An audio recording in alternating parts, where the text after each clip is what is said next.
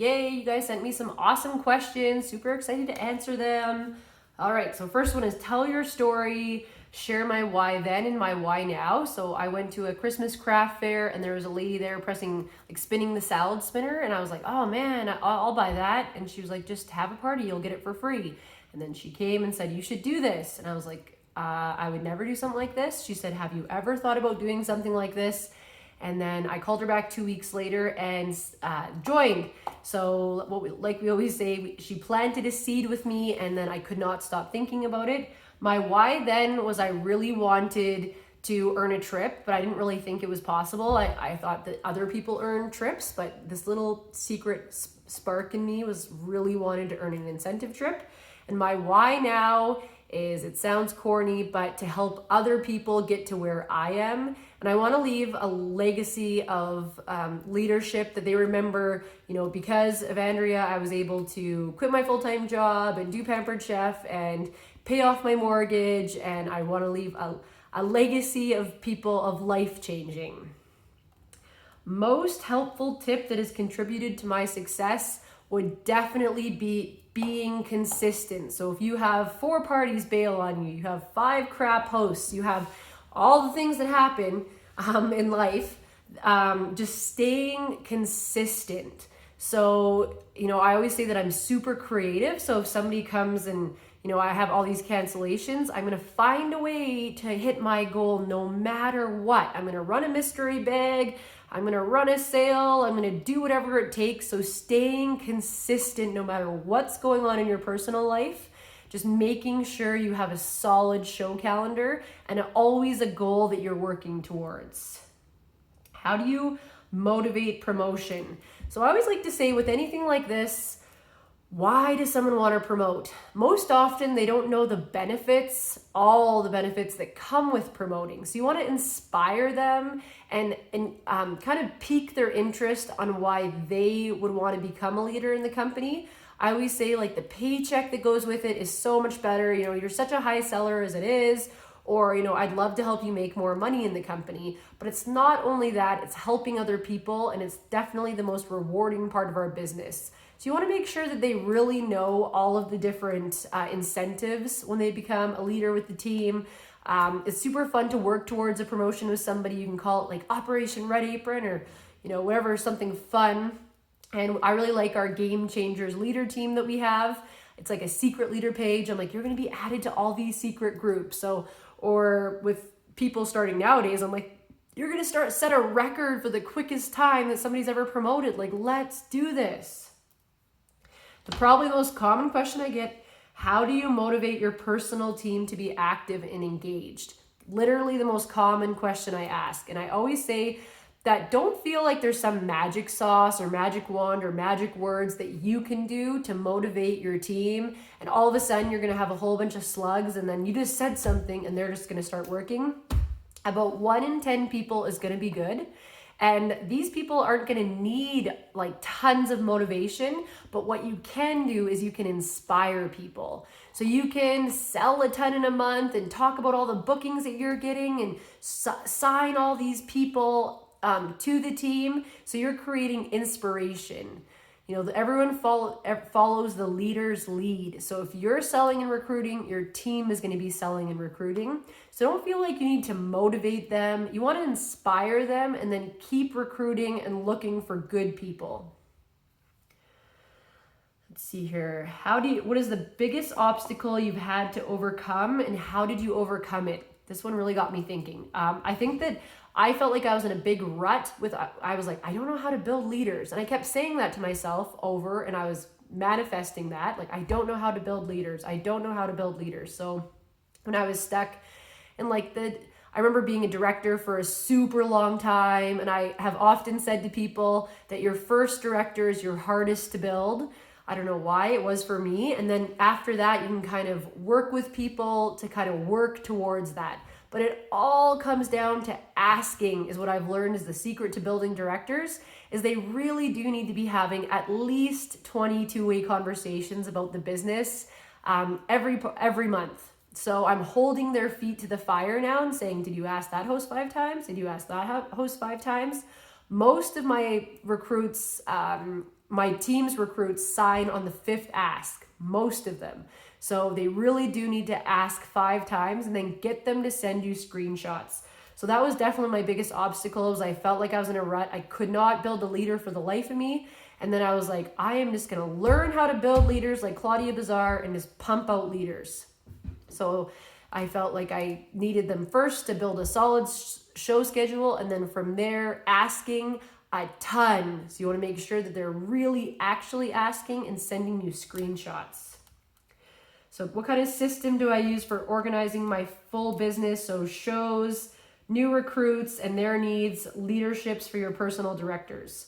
So as a leader in this company, you need to either live in your personal team and your first generation. Those are where you absolutely live and spend most of your time. So for organizing my business, I do use Post My Party to do my shows. And I do the host booking challenge. If you're not doing the host booking challenge, my hosts generally book all my parties for me. So I don't have to take time out of my schedule to look for shows because normally my calendar is full thanks to my hosts booking them for me.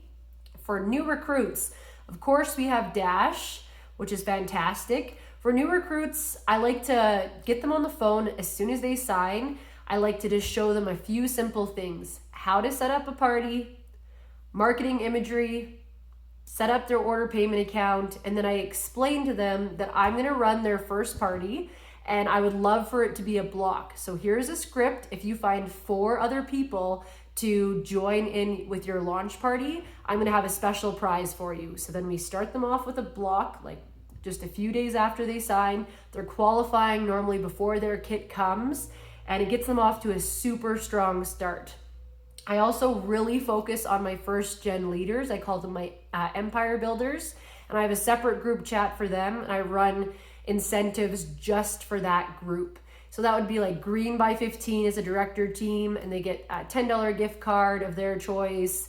Or I did the person who had the most recruits qualified by conference, got conference paid for, things like that. So I'm trying to, you always want to when you sit down to work, you want to first focus on your personal business. How does your schedule look? Who are my recruiting leads? And make sure to write down your recruiting leads, whether it be a book or whether it be an Excel sheet, because then all of a sudden there's a recruiting promotion, whoop, whoop, that's going to come out. And you're going to be like, oh man, who was that I was talking to? You will for sure forget. So you definitely want to make sure to keep a track record of how many people you're talking to, and you'll be shocked at how few you're actually talking to once you start tracking them. Are you really having 20 two-way conversations a month with recruits?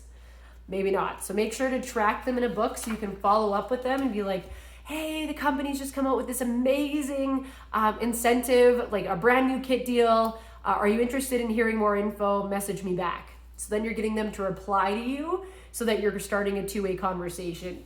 So that's kind of how I organize my business. Is I sit down to work on myself, focus on my personal team and my first generation leaders.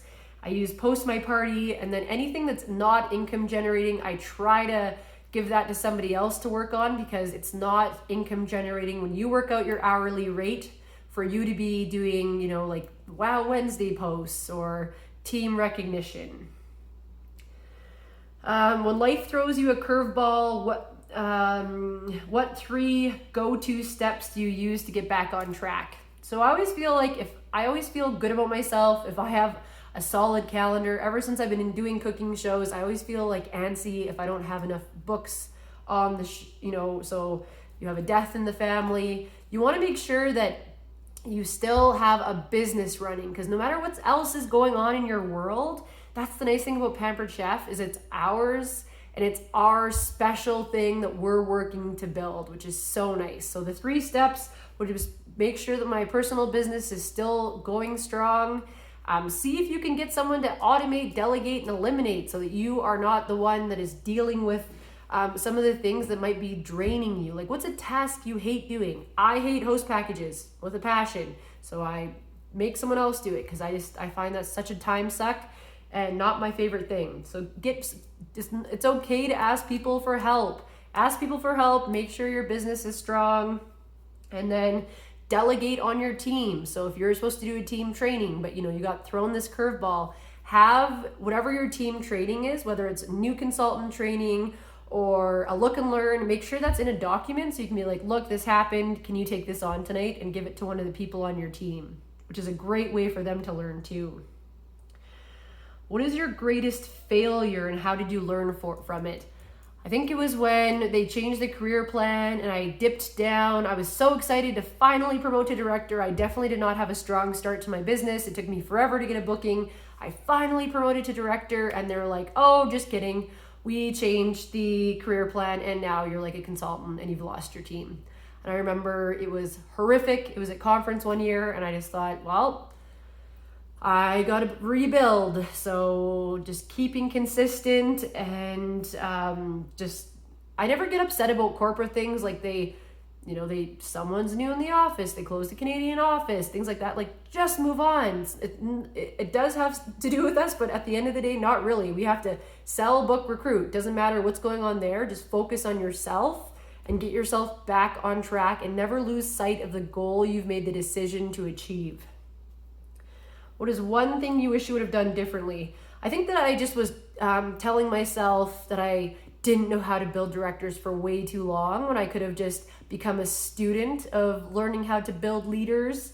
And I could have done some more personal growth. So that's what I'm spending a lot of time on these days is you can only grow as much as you know. So even though I'm a national executive, I feel like I have so much to learn and I'm just a student in learning all different types of leadership and how to be a better leader. 3 books you can recommend. Rory Vaden, Procrastinate on Purpose. Really good book. Brene Brown, Dare to Lead. And the other one I would say would be How to Win Friends and Influence People. I think it's just such a good classic book. People never turn down the opportunity to talk about themselves, and it really helps you in all aspects of your life. How do you continue to deepen your personal relationships with your customers, peers, leaders, and other consultants? So like I just said, people never turn down the opportunity to talk about themselves. So with my customers, I like to show them a lot of my own personality. Make sure you have a VIP group. If you do not have a VIP group, set this up right away. Because if I'm short on bookings, I'll go in there and be like, I need a booking, or this is the special. I only have 1 spot left for next week. I say that a lot, 1 spot left for next week, even though I have lots of spots left for next week.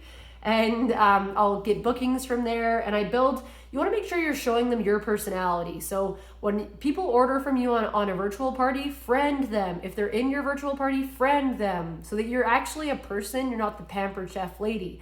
And then on your Facebook, do a nice rotation of your family, maybe making a recipe, and then maybe a salesy post. But you don't want to be all salesy, or you don't want to post 30,000 pictures of your kids. Nobody wants to see that. Sorry, but they don't. And then with my leaders, I always like to have really good open conversations and make it like an open book.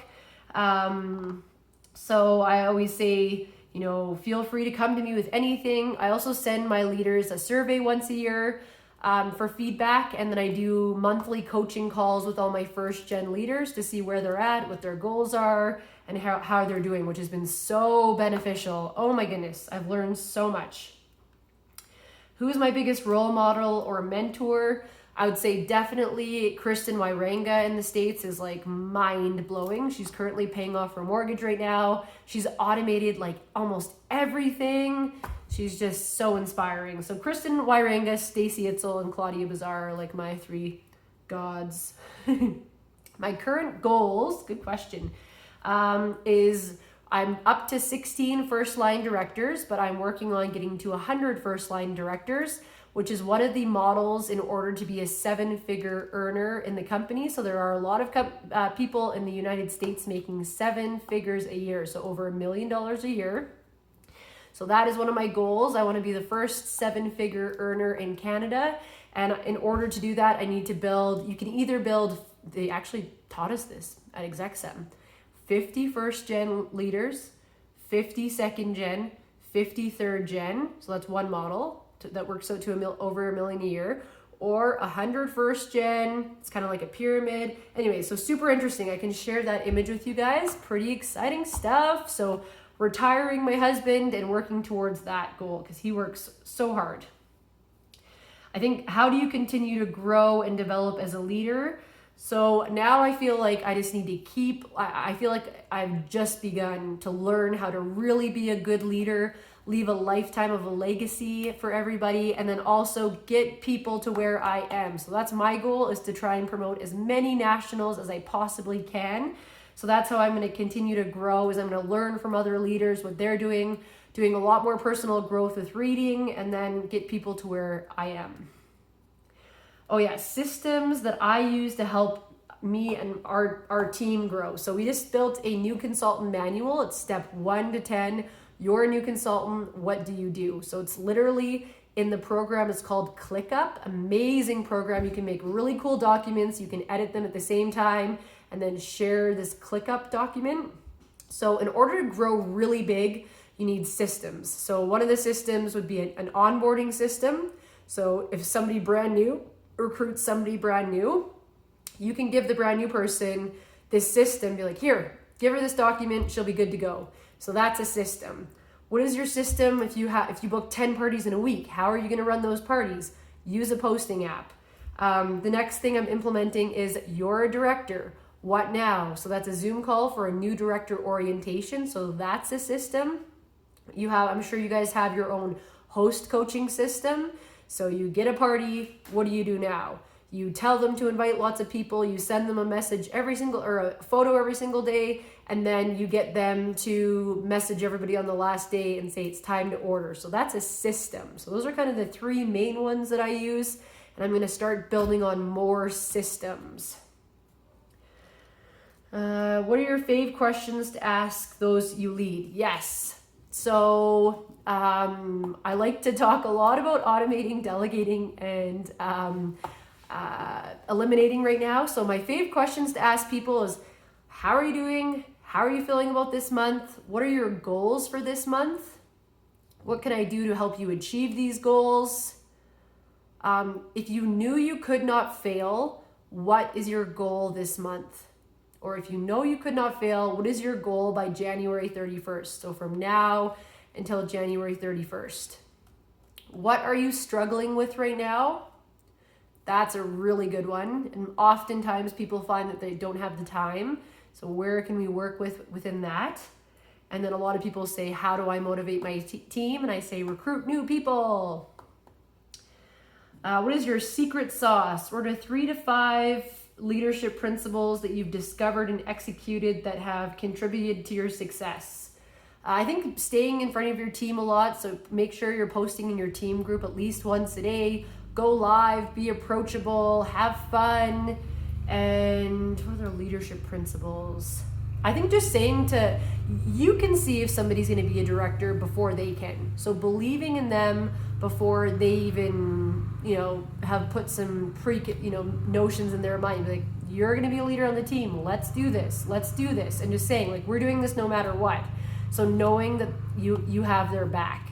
So really looking for those leaders and putting the belief in them before they even believe it themselves. I think that's about it, but I hope you guys have a life-changing few days. Again, thank you so much for this opportunity. Oh, I do have one more thing to add. If you feel like your team is like bombarding you with questions, like I was feeling like the past few weeks, and your messenger is crazy, what a lot of nationals and a lot of executives have been doing is if somebody from your team has a question, they are to email you and not message you on Facebook. I don't know about you guys, but my Facebook Messenger is crazy. So first of all, this is probably going to prevent a lot of people from actually emailing you because they're going to look harder for the answer. And then when you go in your Facebook Messenger, it's just your customers and your hosts. So it's not your team messaging you all the time. So if this is something that you're struggling with, put your people on your email, because then you're going to be hearing from them less. And it'll probably work out for you guys better in being able to actually focus on what you're trying to do, which is move up the career plan, make more money, earn a trip. What's your goal? Make a decision. Thanks, guys.